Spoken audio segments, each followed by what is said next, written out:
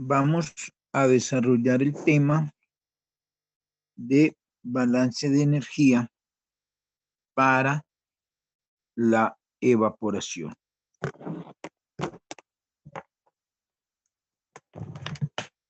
Empecemos definiendo la evaporación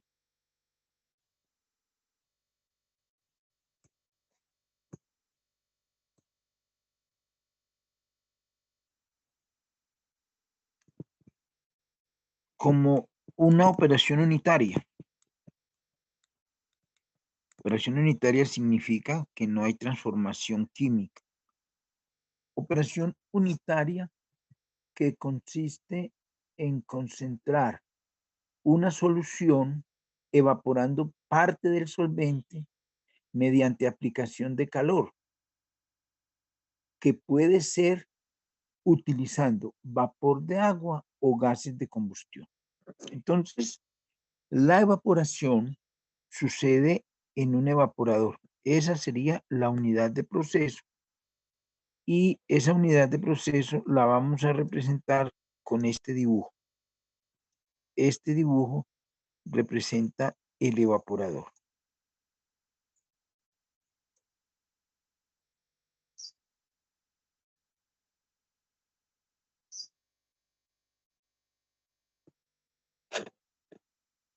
El evaporador tiene dos zonas. Una zona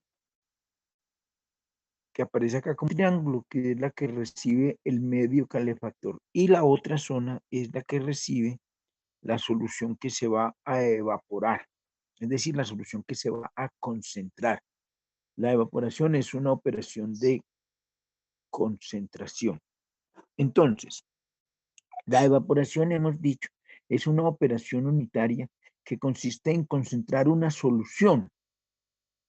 Si se va a concentrar una solución, significa que el evaporador es alimentado por una solución diluida, porque la operación de evaporación es para concentrar esa solución. Entonces se va a recibir una solución diluida y se va a entregar una solución concentrada. Una solución concentrada. ¿Cómo se logra esa concentración? Pues evaporando parte del solvente. Es decir, por aquí tendremos la salida de una parte del solvente. De esa forma se logra la solución concentrada. Ahora, ¿cómo se hace esa concentración? Pues suministrando calor, aplicando calor. Ese calor es aplicado utilizando otras sustancias. Y en este caso, esa otra sustancia puede ser vapor de agua o pueden ser gases de combustión. En forma general, diremos que ese es el medio calefactor. Repito, ese medio calefactor puede ser vapor de agua o puede ser o pueden ser unos gases de combustión, pero será un gas. Y ese gas que sirve como medio calefactor sale normalmente como líquido. Puede ser líquido saturado o puede ser líquido subenfriado, pero entrega esos calores, el calor latente de condensación y posiblemente un calor sensible de enfriamiento de ese líquido desde su temperatura de saturación hasta la temperatura de enfriamiento a la cual salga. Es decir, en esta operación se presentan los dos tipos de calor, calor sensible y calor latente, con ambas corrientes. La solución diluida puede sufrir un calor sensible inicial que consistiría en llevar esa solución diluida desde la temperatura de entrada hasta su temperatura de ebullición. Y una vez, eso es un calor sensible. Y una vez alcanza esa temperatura de ebullición, pues empieza a evaporar solvente. Y ese es un calor latente, porque se produce el fenómeno de evaporación. Entonces, sobre esa solución puede existir calor sensible y calor latente. Y lo mismo sobre el medio calefactor, ya lo hemos dicho. El medio calefactor puede ser vapor saturado. Ese vapor saturado entrega su calor de condensación, sale entonces como líquido saturado, pero ese líquido saturado puede ser subenfriado. Y entonces eso requiere de un calor sensible. Otras características de esta operación de evaporación son las siguientes. Primero, el punto de ebullición de la solución es una propiedad coligativa. Temperatura de ebullición de la solución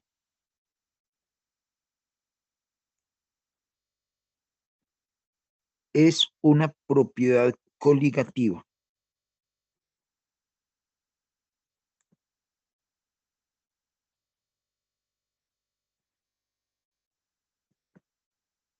¿Por qué es una propiedad coligativa? Porque la temperatura de ebullición de la solución es diferente a la temperatura de ebullición del solvente, debido a la presencia del soluto. Eso hace que sea una propiedad coligativa, la presencia del soluto.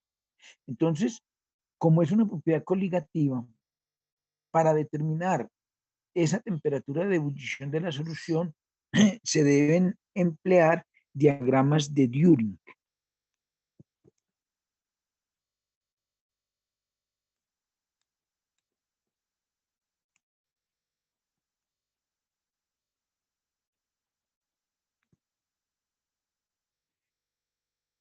¿En qué consisten estos diagramas de Düring? Estos diagramas de Düring son unos diagramas que dan el punto de ebullición de la solución versus el punto de ebullición del líquido puro. El punto de ebullición de la solución versus el punto de ebullición del solvente puro. Y se obtienen unas líneas que corresponden a diferentes concentraciones. Entonces aquí tendremos una concentración 1, una concentración 2, etc. Y pues conociendo el punto de ebullición del líquido puro, se ubica ese valor en el eje de las abscisas y se hace coincidir con la concentración que se esté considerando, en las que la concentración que tenga la solución, y se lee finalmente el punto de ebullición en el eje de las hornadas. Entonces, se coloca, se busca, se ubica mejor el punto de ebullición del solvente puro, el cual se puede obtener, por ejemplo, en un diagrama, en una tabla de propiedades termodinámicas, se ubica el punto de ebullición del solvente. Ese punto de ebullición del solvente se hace coincidir con la concentración de la solución que se esté estudiando, por ejemplo, en este caso, la concentración 2, y en el eje de las ordenadas se lee el punto de ebullición de la solución. Ese es el primer aspecto a tener en cuenta. El segundo aspecto a tener en cuenta es que la evaporación puede realizarse a temperaturas bajas, no necesariamente, digamos, en el punto normal de ebullición del solvente que se esté evaporando.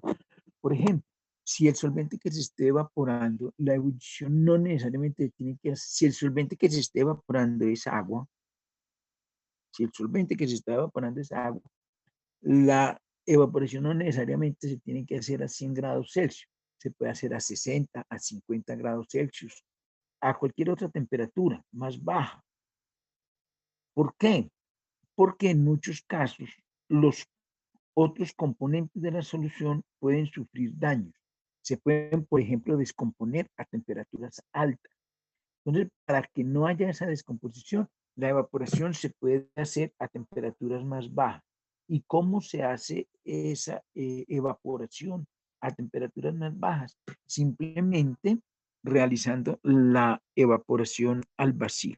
Entonces tenemos una segunda consideración y es la temperatura de la evaporación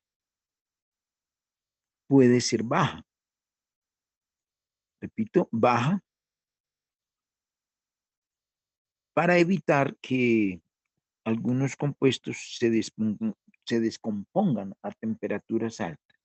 Entonces la temperatura de la evaporación puede ser baja y esto se logra trabajando la evaporación a presiones bajas.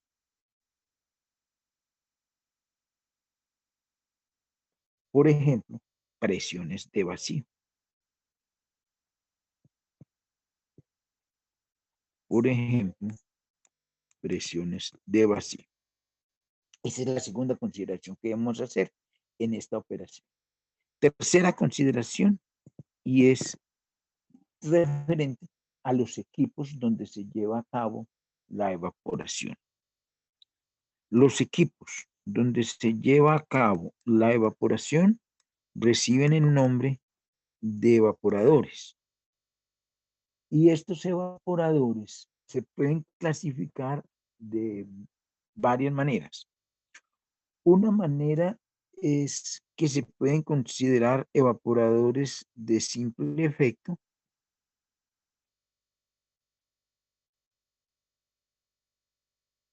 evaporadores de doble efecto o evaporadores de múltiple efecto o de múltiples efectos. ¿Qué es un evaporador de simple efecto o un sistema de evaporación de simple efecto? Un sistema de evaporación de simple efecto es aquel que únicamente usa un evaporador. Un sistema de evaporación de doble efecto es aquel que usa dos evaporadores, los cuales pueden ser conectados en serie o en paralelo. Y un sistema de evaporación de múltiples efectos, un sistema de evaporación de múltiples efectos es aquel que tiene más de dos evaporadores, tres o más evaporadores conectados entre sí. Pero otra forma de clasificar los evaporadores puede ser por contacto directo o por contacto indirecto. Es otra forma de clasificar los evaporadores. Se dice que un evaporador es de contacto directo cuando los gases calientes pasan sobre la solución a evaporar o a concentrar.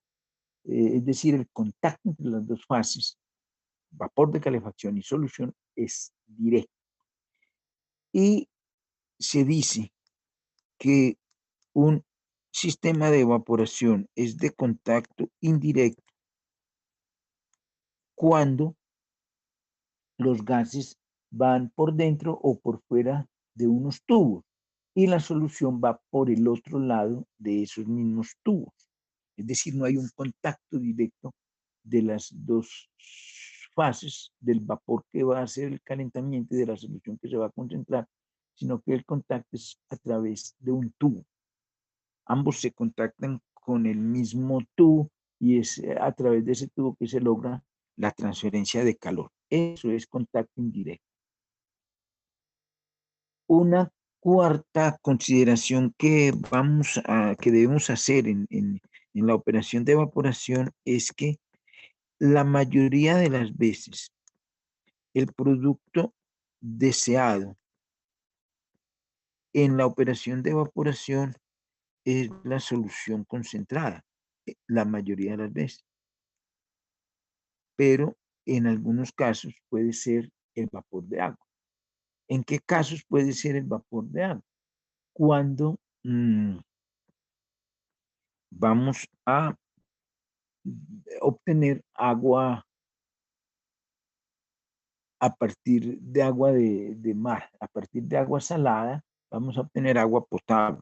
Entonces, en ese caso, el producto deseado puede ser el vapor de agua.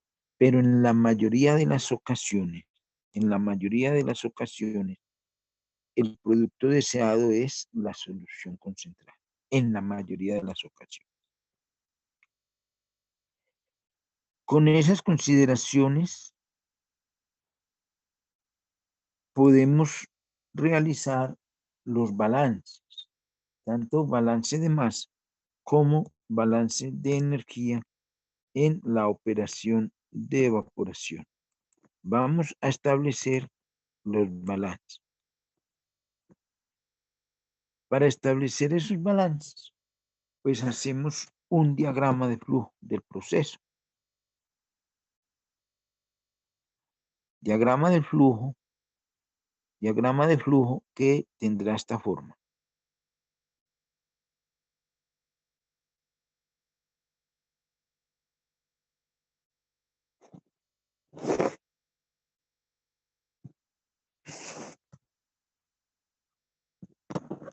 Por acá entra la solución diluida, que vamos a llamar 1, y que por lo tanto tiene una masa 1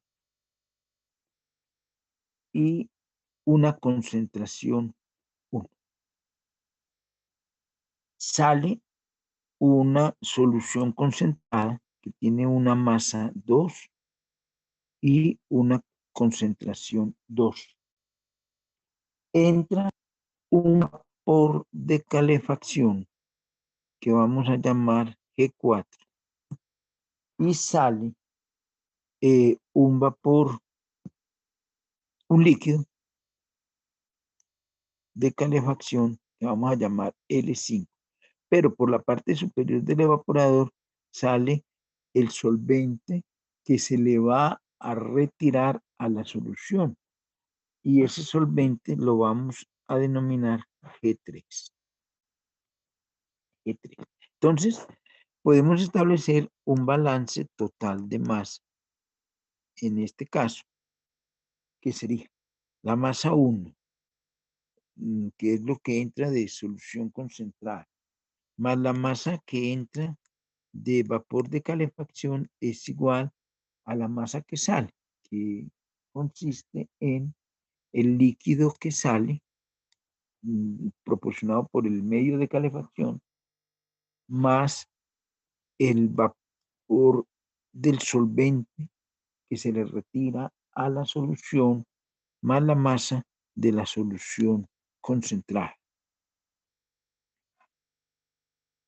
En este caso, debemos decir que la cantidad del vapor de calefacción es igual a la cantidad del líquido que sale procedente de ese vapor de calefacción. Es decir, G4, que es el vapor de calefacción, es igual a L5, que es el líquido que sale de ese vapor de calefacción, producido por ese vapor de calefacción. Esa masa tiene que ser constante. Entonces G4 es igual a L5 y por lo tanto tendríamos que la ecuación queda de esta forma, que masa 1, la masa total que entra de solución que se va a concentrar, es igual a la masa 2 más el vapor que se le retira a esa solución, más que es 3. Ese sería el balance total de masa. Y lógicamente, pues el balance parcial de masa para el vapor de calentamiento, pues ya lo hemos escrito. El balance parcial de masa para el vapor de calentamiento para el medio calefactor, pues está escrito, masa que entra igual a masa que sale, E4 igual a L5. Masa que entra de ese vapor es igual a la masa que sale del líquido proveniente de dicho vapor, E4 igual a L5. Ese sería el balance parcial de masa para el vapor, el medio calefactor. El balance parcial de masa para los sólidos.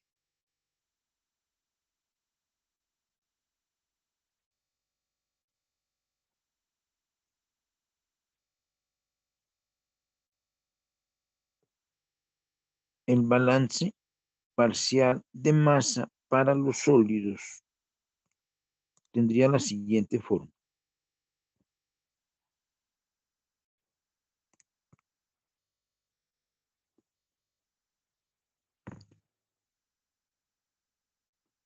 Los sólidos que entran en la solución diluida, en la solución inicial, tienen que ser los mismos sólidos, la misma cantidad de sólidos que sale con la solución concentrada.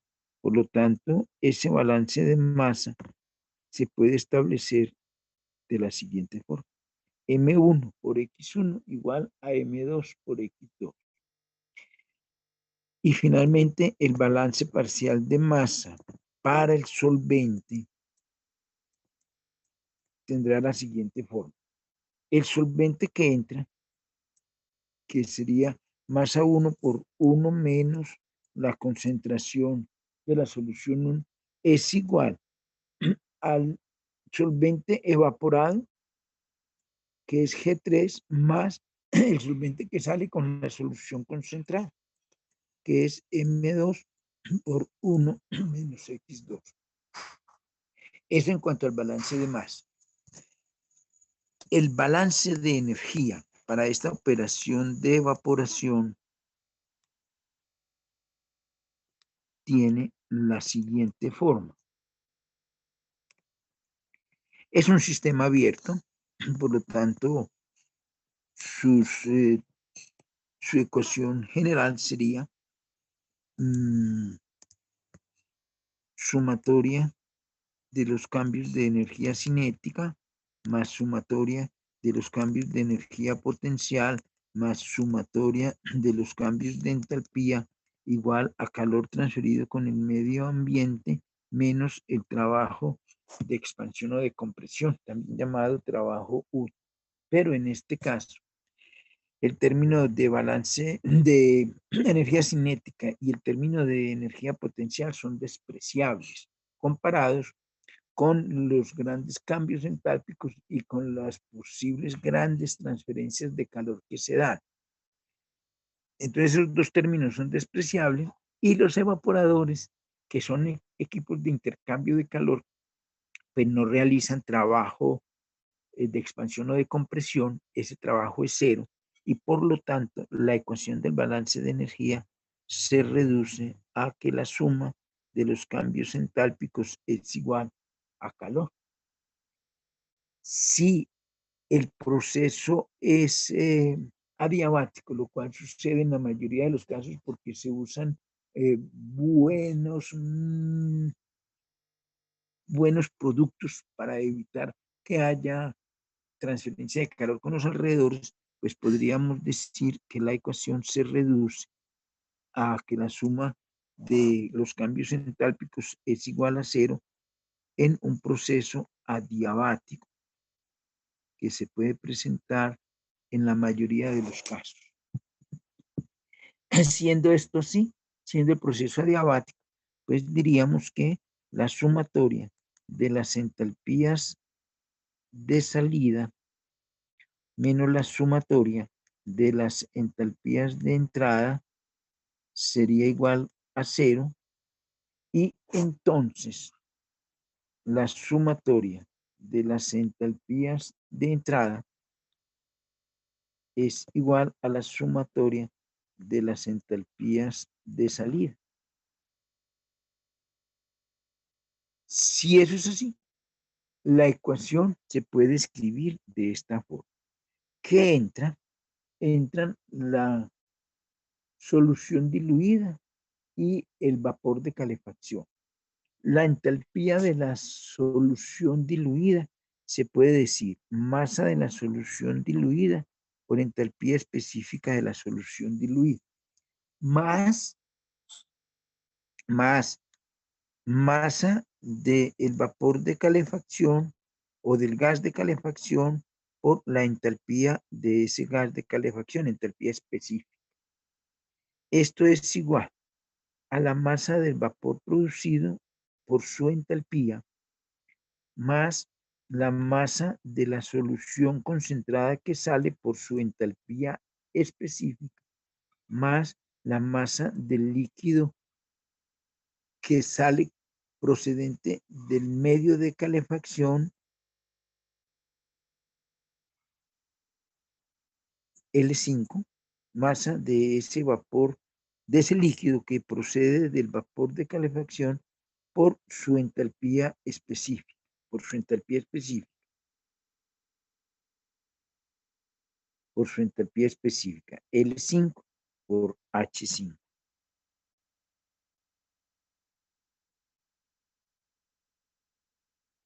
Y esta sería la ecuación del balance de energía.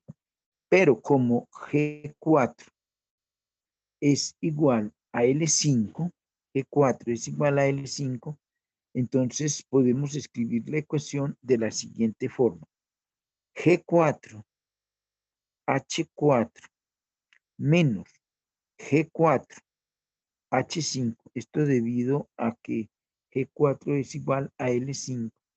Es igual a G3, H3 más M2, H2 menos M1, H1. Y esto lo hemos hecho con el fin de colocar el medio calefactor en un lado de la ecuación y la solución en el otro lado de la ecuación, la solución y su vapor producido.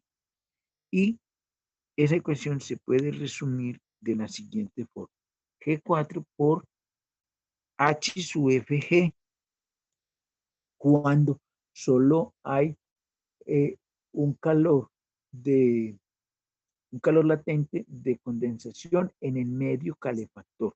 Esta ecuación no se podría aplicar de esta forma si el líquido es subenfriado. Esto es igual entonces a G3H3 más M2H2 menos M1H1. Esta última ecuación solo se puede aplicar en el caso en el cual el vapor de calefacción únicamente sufre un calor latente de condensación. Si ese líquido que se produce procedente del medio de calefacción sale como líquido subenfriado, es necesario aplicar la ecuación anterior, vale decir, esta ecuación. Y esa ecuación que estoy señalando se convierte en la ecuación general para el balance de energía en el proceso de evaporación. Algunos comentarios que se pueden hacer para el uso de esta ecuación son los siguientes. Primer comentario. Muchas soluciones no producen mucho calor de disolución. Es decir, muchas soluciones no producen mucho calor de mezcla, o sea, el calor que se produce cuando se forma la solución. Entonces, muchas soluciones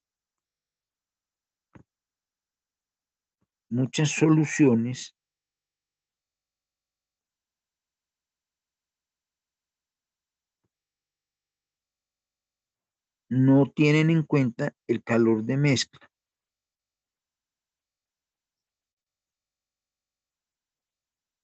El calor de mezcla, o sea, el calor que se forma cuando la solución se mezcla. Esas soluciones son, por ejemplo, soluciones de azúcar soluciones de compuestos orgánicos,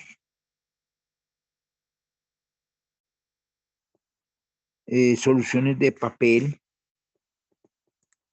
soluciones usadas en la industria del papel, soluciones de sal, cloruro de sodio y muchas otras soluciones. Pero hay otras soluciones que sí producen un calor de solución. Entonces, otras soluciones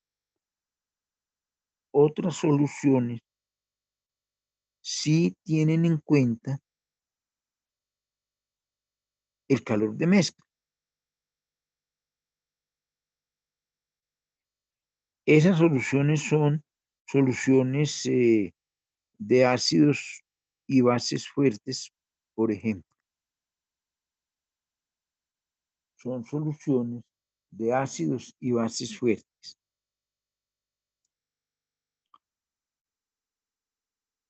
En estas soluciones es necesario, pues lógicamente, considerar el calor de mezcla. Y cuando se trabaja con estas soluciones que sí tienen en cuenta el calor de mezcla, el cálculo generalmente se hace usando diagramas de entalpía-concentración. Su cálculo se hace usando diagramas de entalpía-concentración. Pero nosotros nos vamos a enfocar especialmente en las soluciones que no tienen en cuenta el calor de mezcla, es decir, en las primeras consideradas. En estas soluciones que no tienen en cuenta el calor de mezcla, el cálculo se hace básicamente usando las capacidades caloríficas de las soluciones. Y las capacidades caloríficas de las soluciones, estas utilizan las capacidades caloríficas de la solución. Y esas capacidades se encuentran en unas tablas del libro del profesor Néstor Gooding Garavito, que yo les hice llegar a sus archivos. Entonces, por favor, deben consultar esas tablas de Gooding Garavito, donde hay CSUP de soluciones. También en algunas gráficas que les hice llegar del libro de Hugen, Watson y Ragaz. Bueno, también les hice llegar diagramas de entalpía de concentración, aunque posiblemente no las utilicemos en este curso. Un comentario final es que para el vapor de agua de calefacción, el agua condensada y el vapor producido por la solución se emplean las tablas de propiedades termodinámicas del vapor de agua. Entonces, vamos a utilizar las tablas termodinámicas del vapor de agua para esas tres corrientes: vapor de agua de calefacción, agua condensada y vapor producido por la solución.